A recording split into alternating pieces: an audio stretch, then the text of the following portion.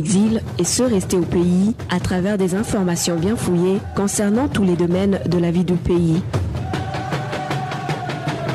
Le magazine Humura Burundi est diffusé sur le web via le site de la RPA www.rpa.bi.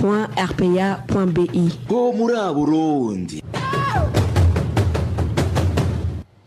Nous sommes le 10 mai 2020 sur le plateau de la RPA. Bonsoir et bienvenue chers auditeurs au magazine Humura Burundi. Sans tarder, les principaux titres. Le parti CNL dénonce le plan de tricherie du parti CNDD-FDD dont l'une des stratégies est l'incarcération des leaders et des membres du CNL. Dans ce journal, nous nous rendons dans les provinces Bubanza et Ngozi. Les ministres des États membres de l'EAC invitent les gouvernements de ces pays à rehausser la production des produits médicaux destinés à la prévention du Covid-19. Le mini-magazine Ubahuka vous parle de la gestion des crimes d'intolérance politique par le gouvernement du CNDD-FDD. Et voilà pour le sommaire. À la présentation, vous êtes avec Trésor Nyongabo, Lucie Kabera assure la mise en onde et Aimé Steve Nyongeko pour la prise d'image.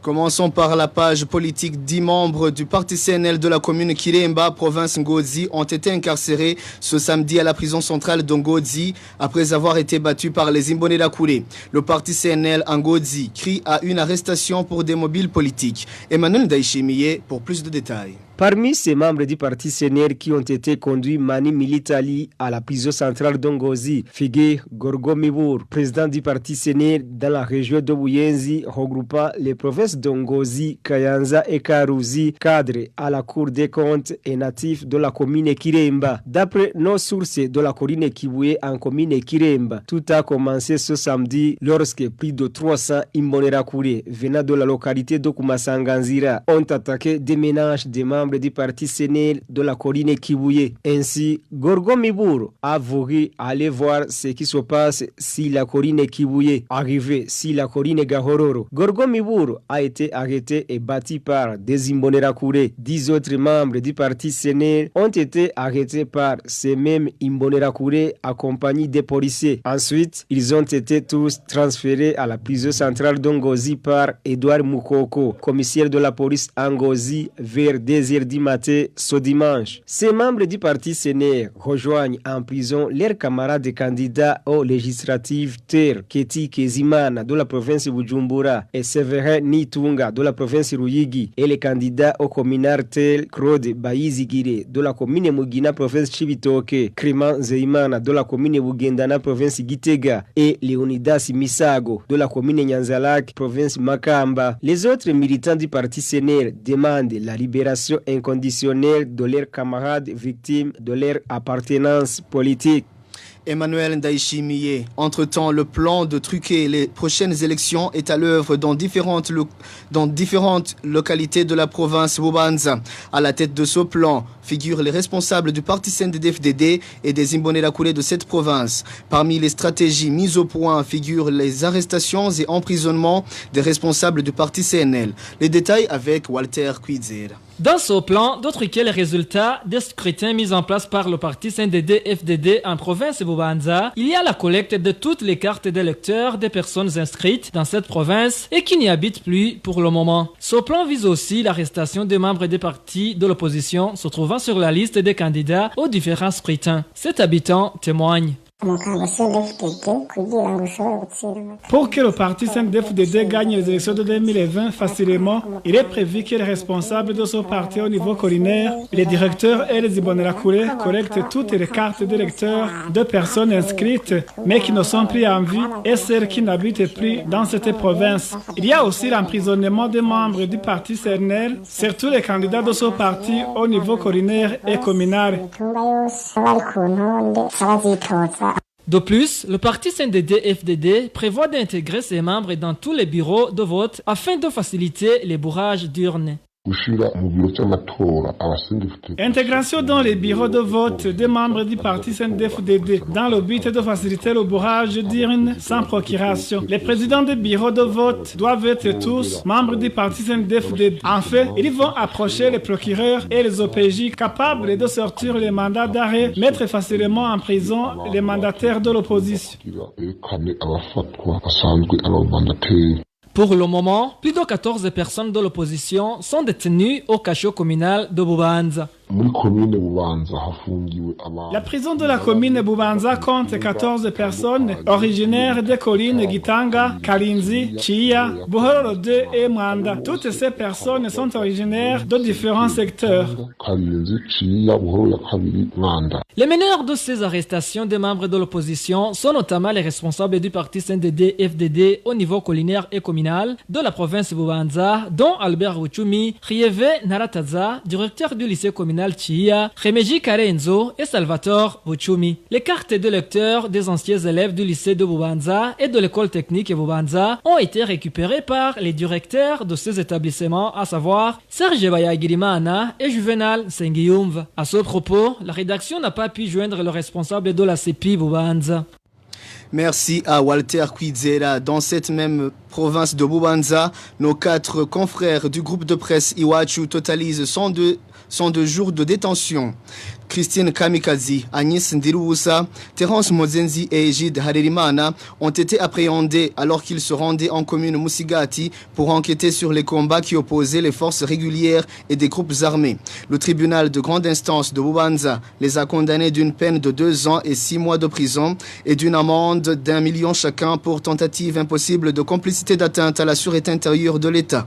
Ce mercredi, nos confrères journalistes ont comparu devant les juges de la Cour d'appel de Nahangwa. L'affaire a été prise en délibéré. Le jugement sera rendu dans 30 jours.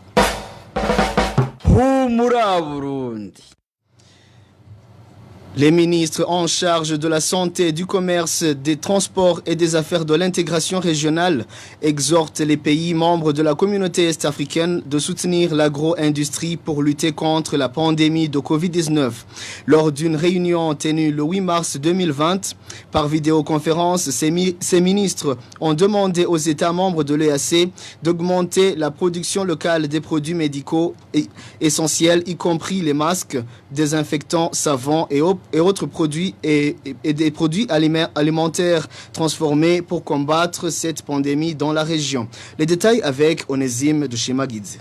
Cette réunion consultative des ministres et des secrétaires de cabinet responsables de la santé, du commerce, des transports et des affaires de l'intégration régionale a demandé aux États membres de la communauté est-africaine de faciliter les agriculteurs à continuer les activités agricoles pendant cette pandémie de coronavirus et après la période de Covid-19.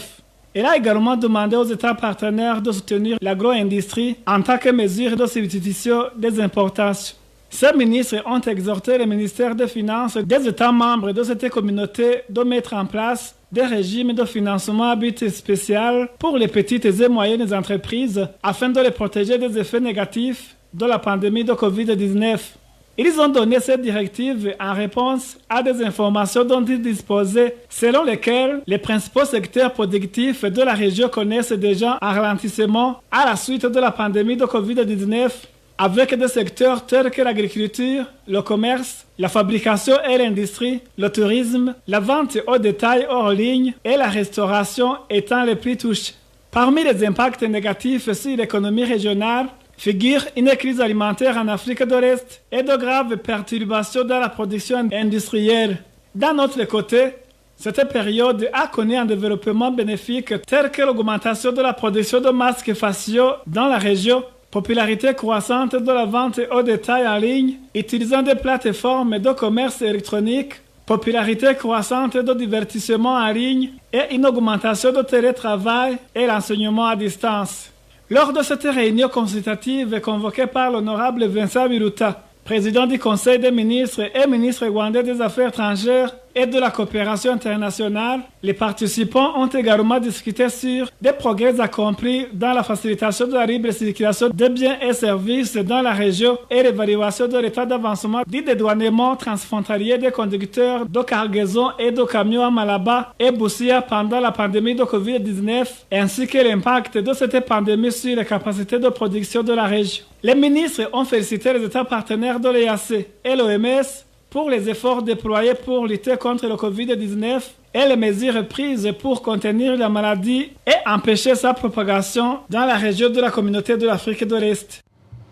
Merci à Onésime Dushima-Guidze. Les habitants de la ville de Gitega, dont les maisons sont construites au bord des rues goudronnées ou pavées, nouvellement réhabilitées dans différents quartiers de cette ville, sont accusés de transgresser les mesures leur demandant d'aménager les abords de ces routes par briques en ciment.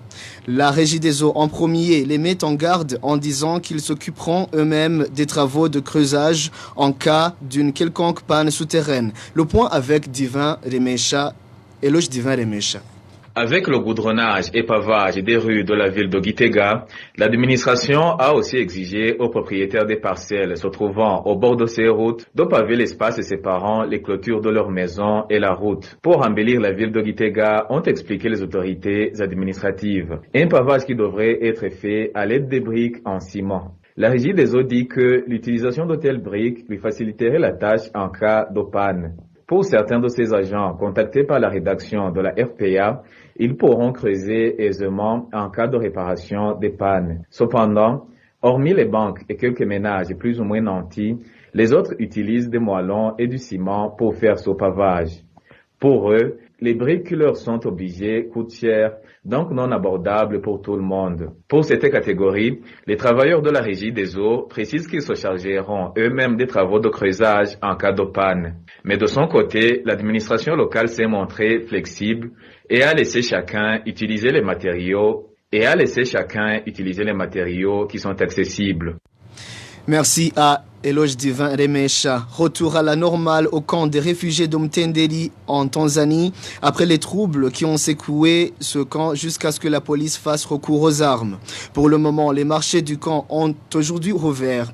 Également, des changements sont notables au sein des forces qui assurent la sécurité du camp. Le point avec Innocent Valentin Singiranghabo. Le marché du camp de réfugiés d'Umtendeli a fonctionné comme à l'accoutumée le matin de ce dimanche. Les commerçants qui avaient déplacé leurs articles pour les protéger ont profité de cette occasion pour les conserver convenablement dans leur stand. Aucun policier n'a été vu dans le dit marché au cours de la journée de ce dimanche. L'incident sécuritaire qui a eu lieu ce jeudi a suscité pas mal de changements au sein de la police tanzanienne et des agents dits sungusungu regroupant les jeunes qui assurent la sécurité à l'intérieur du camp. Non seulement le responsable de la police a été limogé de ses fonctions au poste de chef de police, l'adjoint du responsable des sungusungu ainsi que 3 membres de cette organisation ont été également destitués. Notre source à Mutendeli révèle que les 4 sungusungu avaient beaucoup contribué dans la perturbation de la sécurité. La même source fait savoir que ces présumés coupables avaient organisé ce coup dans le but de piller les biens des réfugiés. Ils avançaient la raison de vouloir faire respecter les recommandations de lutte contre le Covid-19. Et pour faire peur aux réfugiés, des coups de feu avaient été tirés et les lacrymogènes lancés, mais en vain. C'est cette situation qui a poussé l'association CBDH Vicar, qui s'occupe des droits des réfugiés, à sortir un communiqué de presse. Cette association demande au gouvernement tanzanien de protéger les réfugiés et de leur faciliter la tâche, surtout en ce qui est des activités génératrices de revenus. La même association exhorte les réfugiés burundais à respecter les conditions d'hygiène mises en place par le gouvernement tanzanien afin de lutter contre la propagation du coronavirus. Merci à Innocent Valentin Singiranghabo. Une courte pause et poursuivons avec ce journal.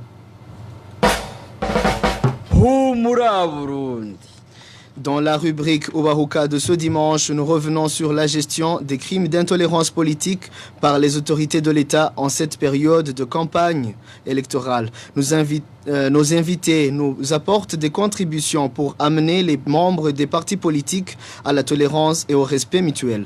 La rubrique Obahuka vous est présentée par Clovis Nyonzima.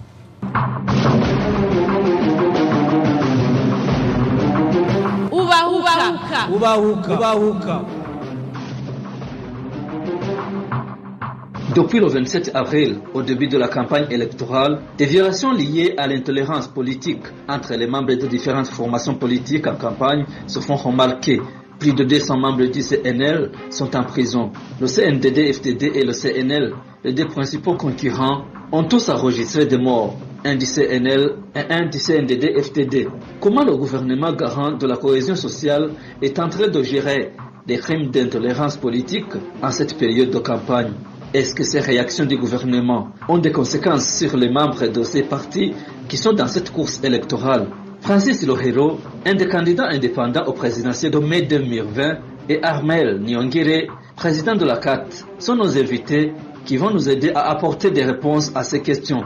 Au micro, vous êtes avec Clovis Nyonzima. Bienvenue. La RPA, c'est la voix de qui? RPA, c'est ma voix, c'est ta voix. Également, c'est la voix de tout le peuple burundais. Au moment où l'intolérance entre membres des partis politiques fait parler d'elle durant cette période de campagne, différentes autorités de l'État, dans leurs déclarations, convergent pour accuser les membres du CNL de commettre ces violations. Ma consoeur Marie-Ange Rakosé nous fait le point du contenu de ces déclarations faites la deuxième semaine de campagne.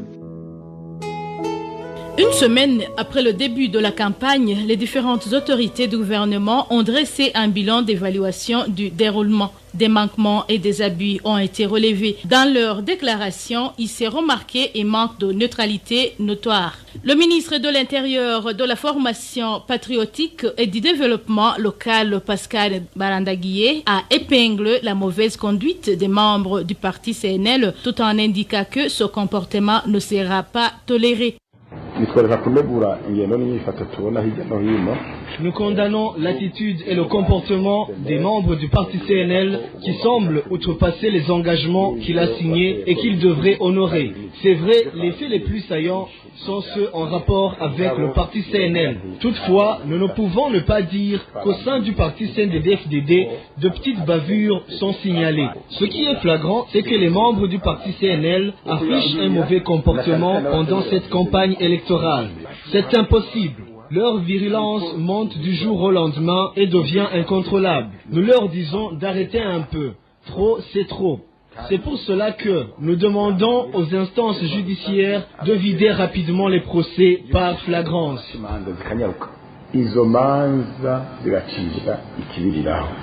Le ministère de la Sécurité publique et de la gestion des catastrophes, via le porte-parole de la police, a indiqué que l'incitation à l'insurrection, le port d'armes à feu et la tentative de vol sont les principaux abus des membres du parti CNL dans cette période de campagne.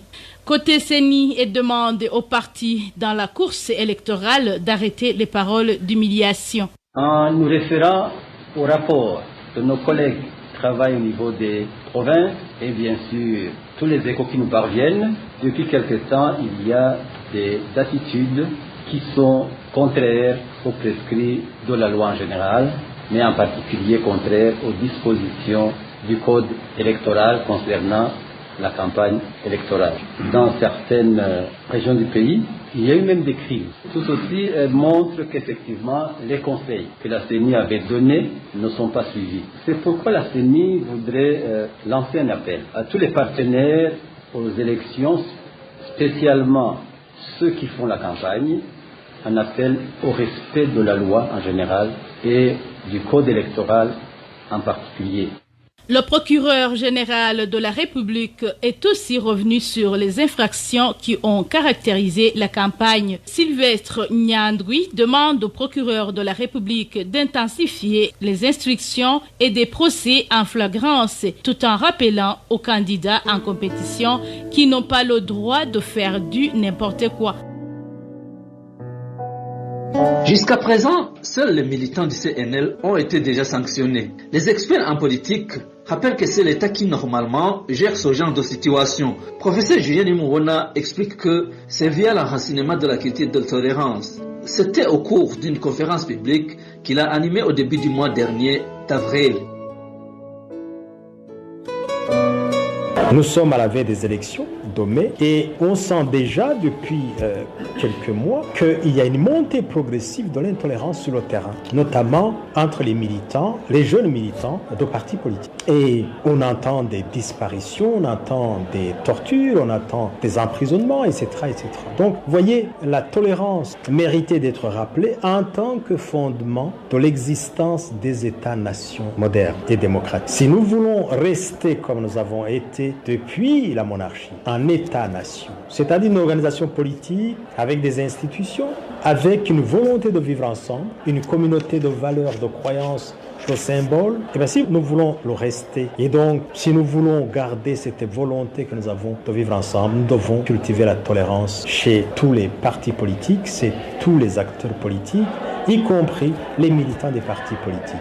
Le premier pilier, il est énorme et immense et il s'inscrit dans la longue durée. C'est l'éducation, c'est la socialisation. L'éducation depuis le jeune âge jusqu'aux adultes, que le respect mutuel. Si je suis d'accord que je ne peux pas toucher à votre vie, attenter à votre vie, alors j'ai déjà franchi un pas considérable. Mais si ces mécanismes ne réussissent pas, ou parallèlement que ces mécanismes agissent, il faut que l'État assume son rôle. C'est dommage de constater que des dirigeants de l'État ne savent pas ce que c'est l'État. Confondent l'État et le parti, confondent l'État et l'ethnie. Or, l'État vit des impôts et taxes de tous les citoyens. Et ils ont donc droit à un traitement équitable et pas inéquitable. Le troisième pilier, c'est alors ce que j'ai appelé les appareils administratifs et judiciaires. J'appelle les appareils répressifs d'État. Il faut qu'ils jouent leur rôle. Pendant une période électorale comme celle-ci, on ne peut pas reporter tout sur la CENI. La CENI, ce n'est pas l'État. La CENI, c'est un instrument pour organiser les élections. L'État doit être là. L'État ne doit pas partir en campagne électorale parce que l'État, c'est le régulateur de ces conflits d'intolérance. Selon Francis Rohiro, candidat indépendant aux prochaines présidentielles, cette tension est ainsi gérée car certaines autorités se comportent comme étant au service du parti au pouvoir, ce qui se répercute directement sur la vie des Burundais.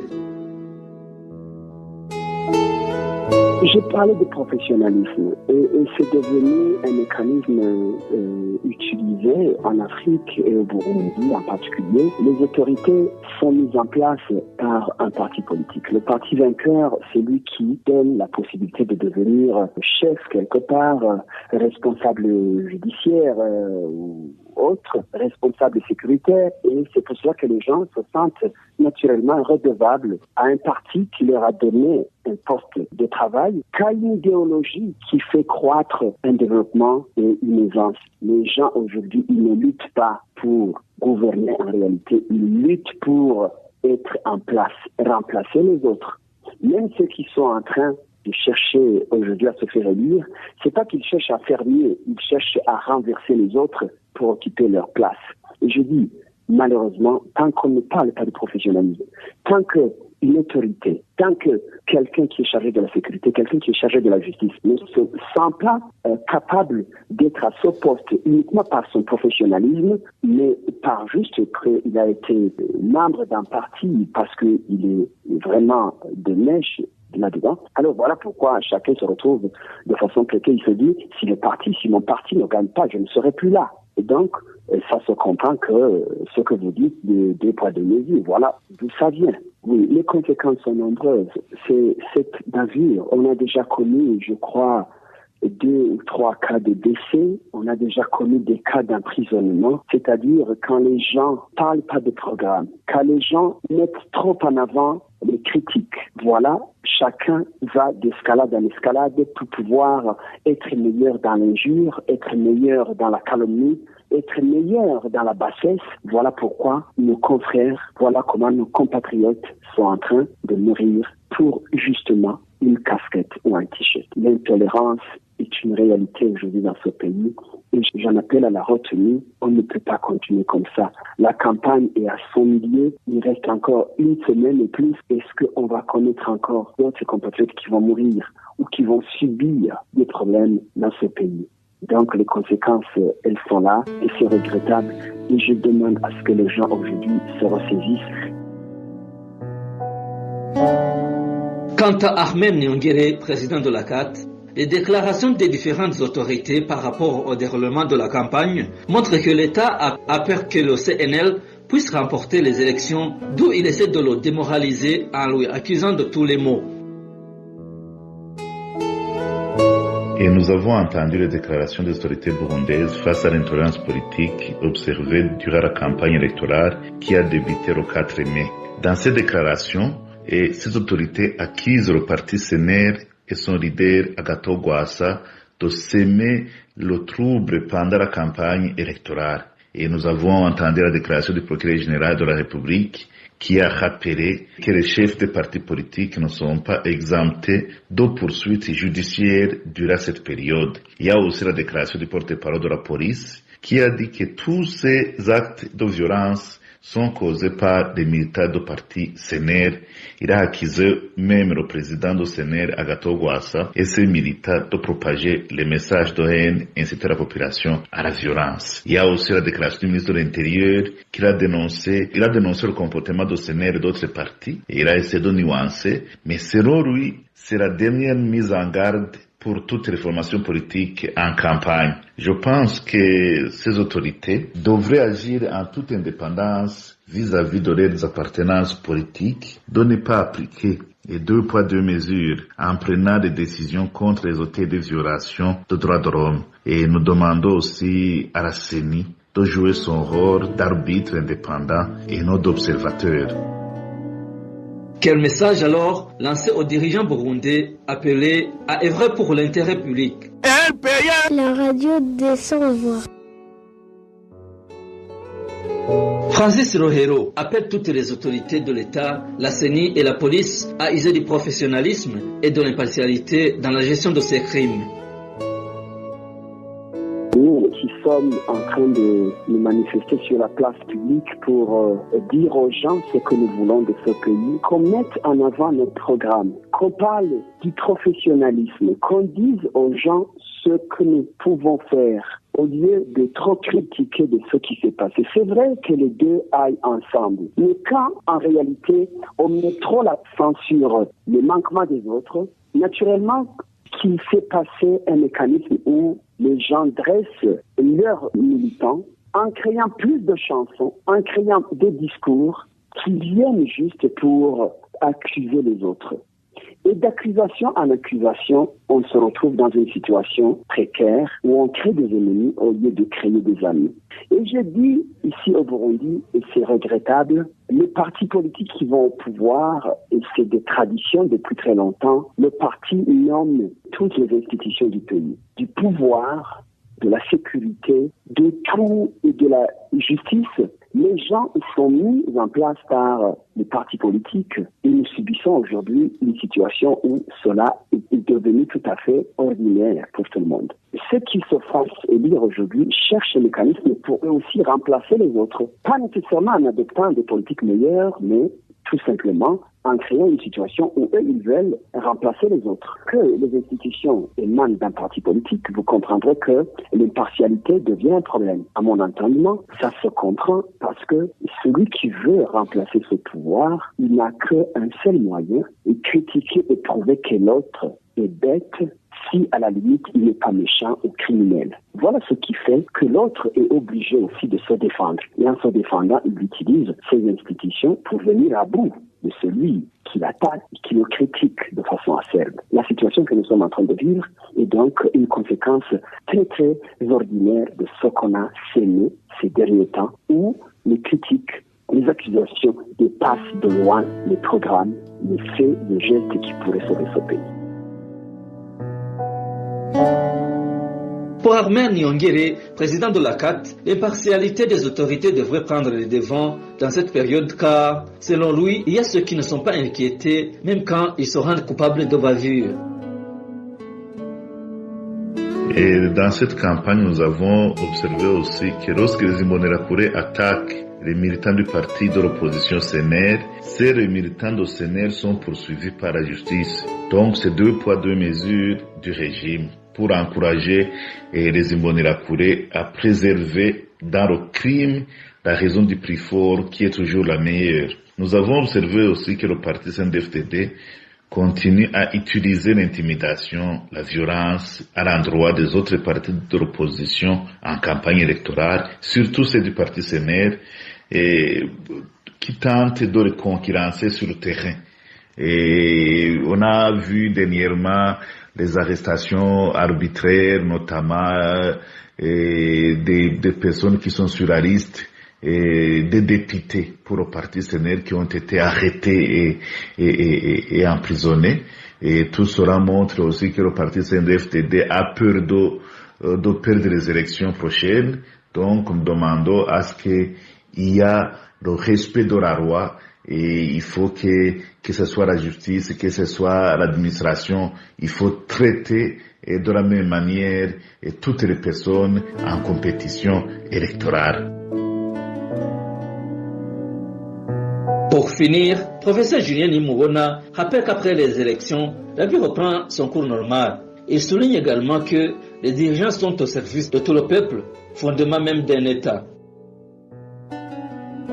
Le premier message, le premier clin d'œil, n'oubliez jamais que la démocratie, ce ne sont pas les élections. La démocratie n'est pas réductible aux élections. Les élections, ce n'est qu'un petit moment d'expression d'un choix, un petit moment de remerciement ou de sanction des acteurs politiques, des dirigeants politiques. Mais c'est aussi un grand moment politique, puisque c'est un moment qui permet aux populations de quitter le terrain de la violence politique. Au lieu d'utiliser les machettes, les lances, les Kalachnikov, on utilise un petit papier et on a tout réglé. Et le programme de gouvernement et le choix des élites politiques. Mais après ce petit moment-là, on revient à la vie normale. Et c'est cette vie normale qui nous intéresse quand il faut définir la démocratie. C'est une vie marquée par la convivialité, les sociabilités, les solidarités sociales. Et ça s'appelle la tolérance au quotidien. Et deuxièmement, quand même vous êtes au pouvoir, il faut savoir qu'il y a d'autres qui font vivre l'État. En fait, vous n'êtes que des mandataires. Les véritables mandats, c'est l'ensemble des citoyens qui n'appartiennent pas à un seul parti. Donc,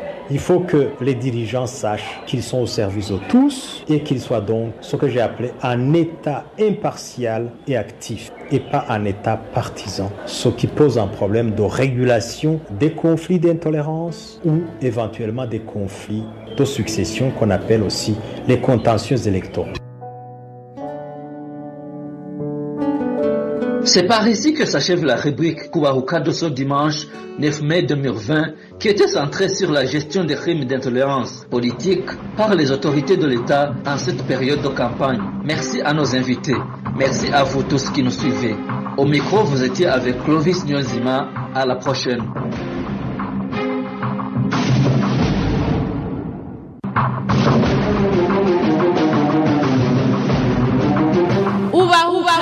Ubahuka. Merci à Clovis Nyonzima pour le mini-magazine Ubahuka. Et c'est par ici, chers auditeurs de la RPA, que nous mettons un point final à ce journal. Merci pour votre aimable écoute. Merci à Lucie Kabeda et MS Steve Nyungeko pour leur bonne collaboration technique. À la présentation, vous étiez avec Trésor Nyongabo. Passez une excellente soirée dominicale partout où vous êtes.